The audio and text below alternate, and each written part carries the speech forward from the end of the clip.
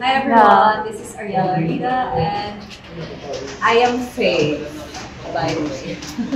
So this is my character. Baka maraming makarelate sa inyo dahil it's like an unconditional love. Pero talaga unconditional limitless love. I guess yung masasabi ko sa pagmamahal ni Faith. And alam ko tayo mga babae, ganito tayo magmahal. Todo. Binibigyan. Sa buhay talaga, ang na-realize ko, especially sa ending nito, naging ending. Sa isang relasyon talaga, kapag may isa hindi nag-give up, talagang doon magiging matibay yung isang relasyon. At ayun yung na-realize ko dito sa story dito na basta may isang hindi nag-give up, it would remain stronger as ever. And kapag talaga yung pagmamahal, masusukat, wala talaga siyang sukatan. Kahit anong mangyari kung mahal mo yung isang tao, you have to accept it for who he is, no matter what. And at the end of the day, you will realize talaga what unconditional love is. And the meaning ng unconditional love na yun after nyo mapanood ang episode mo.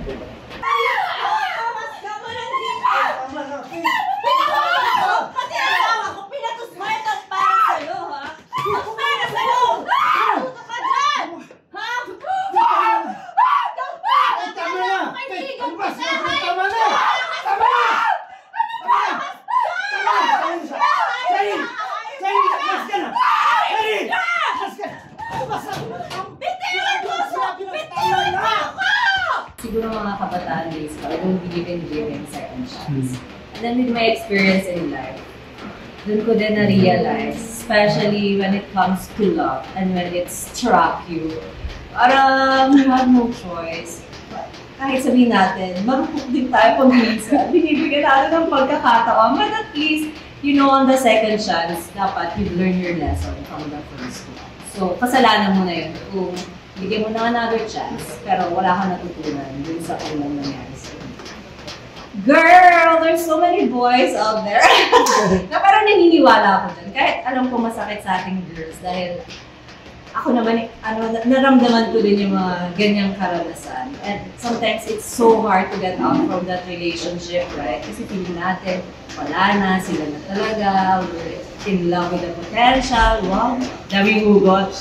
Pero, alam mo, girls, kaya natin to, makakabangon tayo, and we always find someone better than before. And kung ano yung nangyayari yan, it's really God yan, and it means we're really not meant to be, so there's better one coming. Actually, alam mo, yung mga ginagawa ko here sa Wish Ko Lang is one of my dream roles. Kasi I didn't expect myself being drama, alam mo yun, yung ganyan. I've never seen myself very brave, yung mga ganun. Kasi nga, sometimes sa beauty queen, parang na-stereotype kami na laging kontrabida or coming from a well-off family. So, mga binibigay sa akin role for this actually, so parang na-appreciate ko kasi I know it's out of the box and not all people would see this side of me. But of course, one thing na gusto ko pa rin matry, action role. I've never tried an action film and parang for me naman, I'm physically fit to do that. And ano lang, parang dream ko din talaga maging action, maggawa ng mga action film or mga action movie. Yes! Hello po everyone! Iniintindihan ko po kayo na manood po kayo ng Wish Ko Lang every Saturday po yan, 4 PM sa GMA Network.